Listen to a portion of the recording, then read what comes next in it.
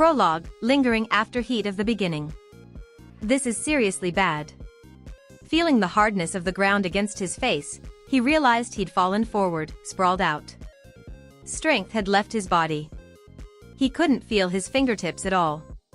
Only a scorching heat, the kind that made him want to claw at his throat, ruled the center of his being. Hot, hot, hot, hot, hot, hot, hot. He opened his mouth to scream, but what spilled out wasn't a cry. It was a clot of blood. He hacked and spewed the very source of life welling up from his throat. Blood poured out in gurgling bursts until froth gathered at the corners of his mouth. Through his dim vision he could see the ground stained an angry red. Ah, all of that is my blood. He was bleeding so much his collapsed body was soaking in it. They say a human's blood is about 8% of their weight, and losing a third is life-threatening, but this looked like all of it. The spitting had finally stopped, yet the heat that had been burning him alive hadn't. With a hand that barely moved he reached for his belly, felt something impossible, and understood. So, my guts torn open. No wonder it felt so hot. He'd been mistaking pain for heat.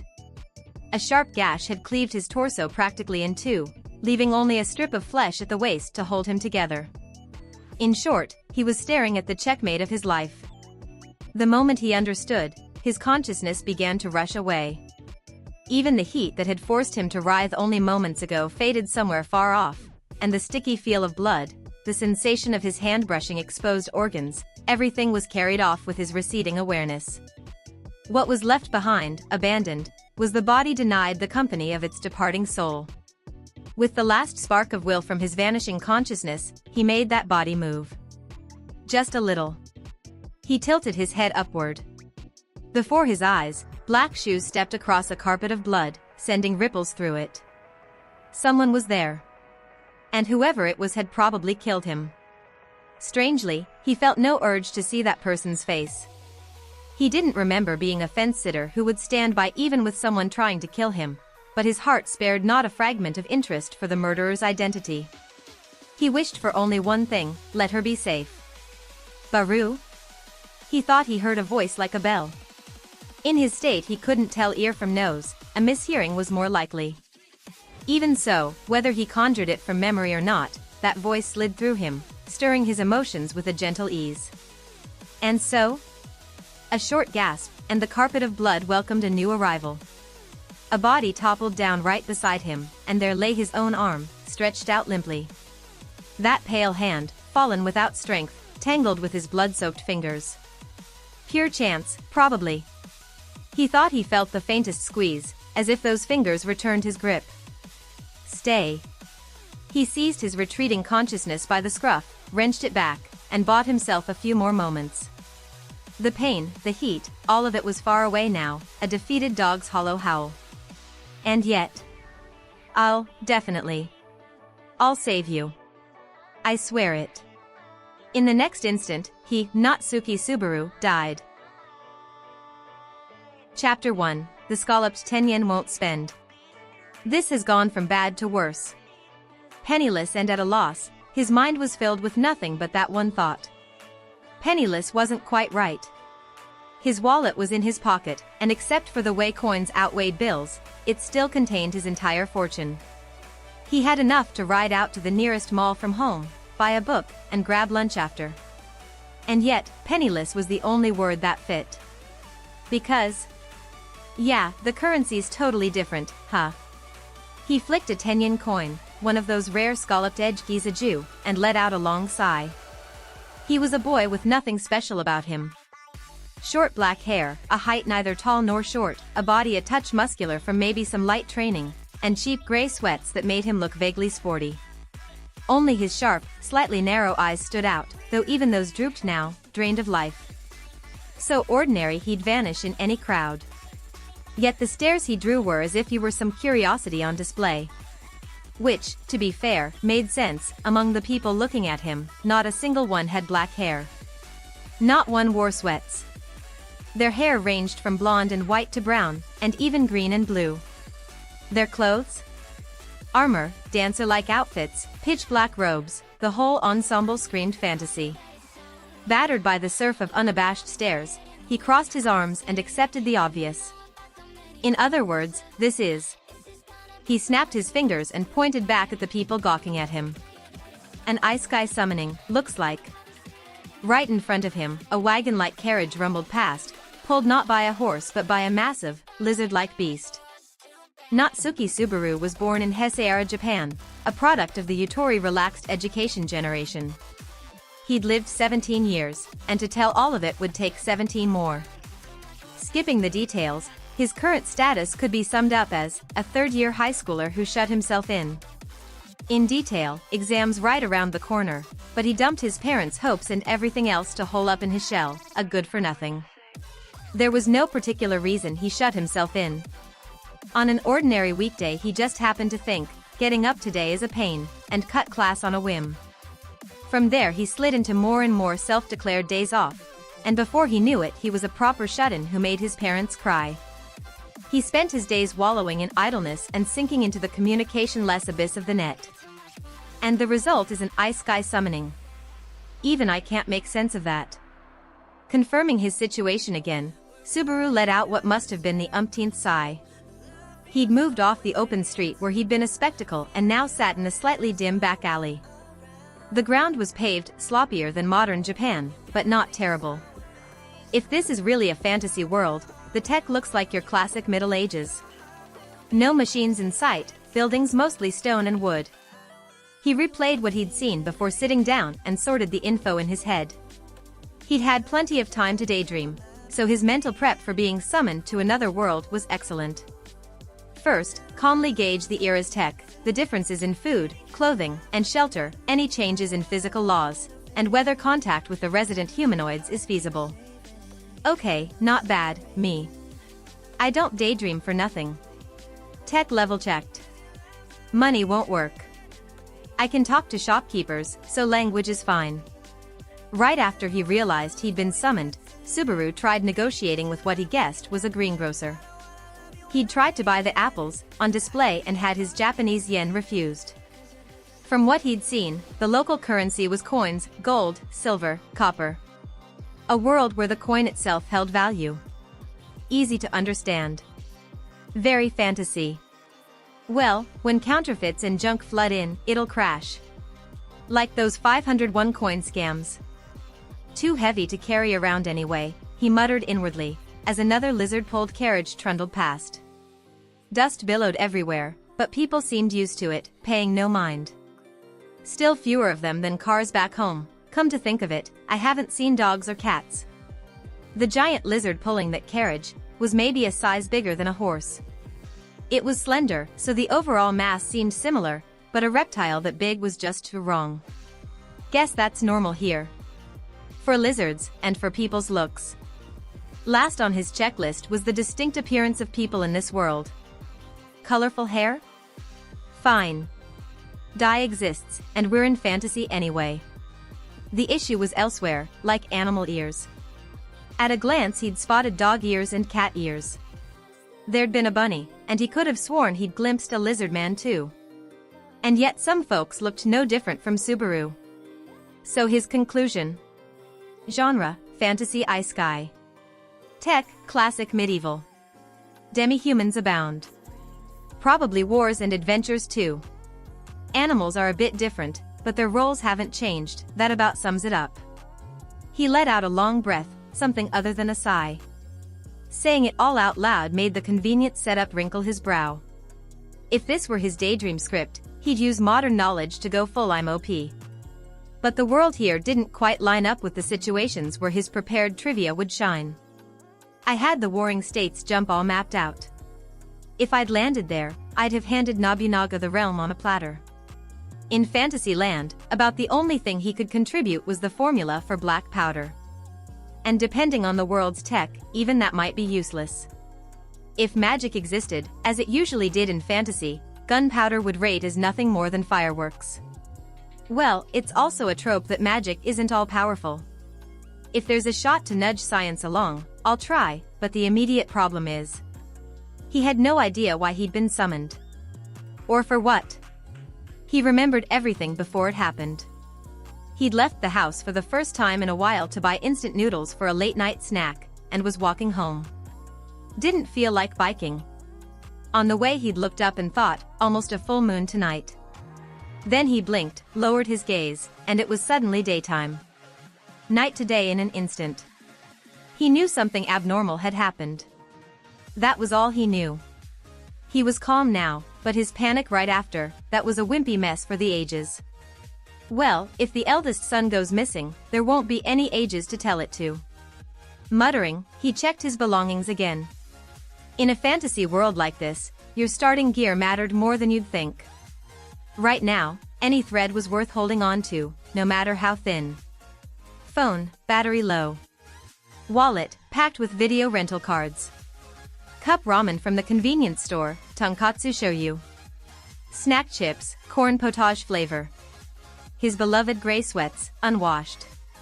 Worn sneakers, 2 years old. The end. I'm done. Why didn't I bring even a single pistol? What am I supposed to do?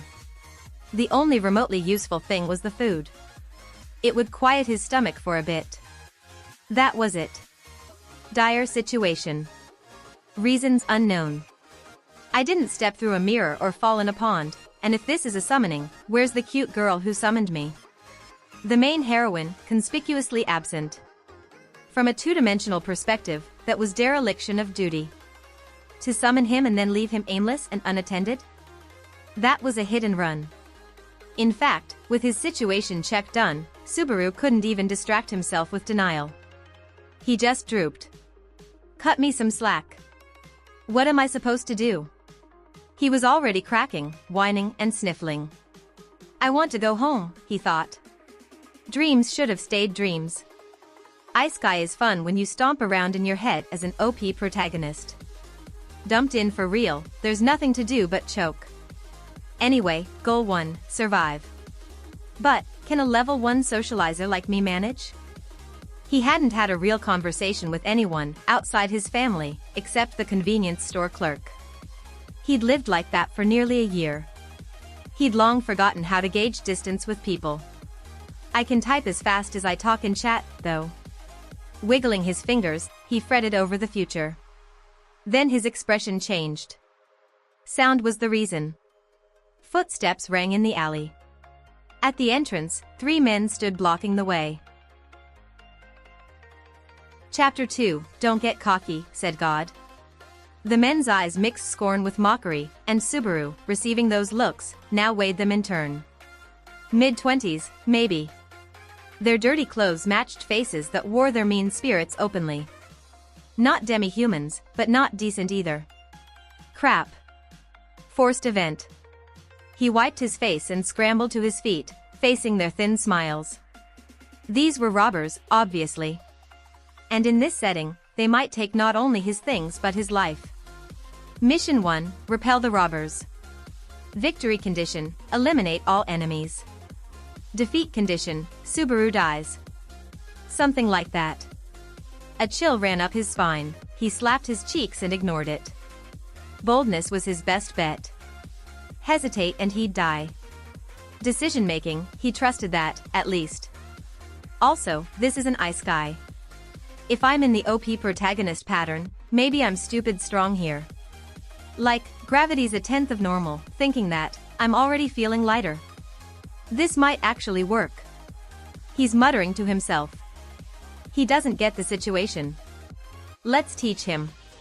While Subaru's mood rose, their response stayed cold. He puffed his chest out anyway and said, enjoy the moment while you can. Guys like me daydream this exact back-alley thug scenario all the time. I mow you down and turn it into XP for a better tomorrow.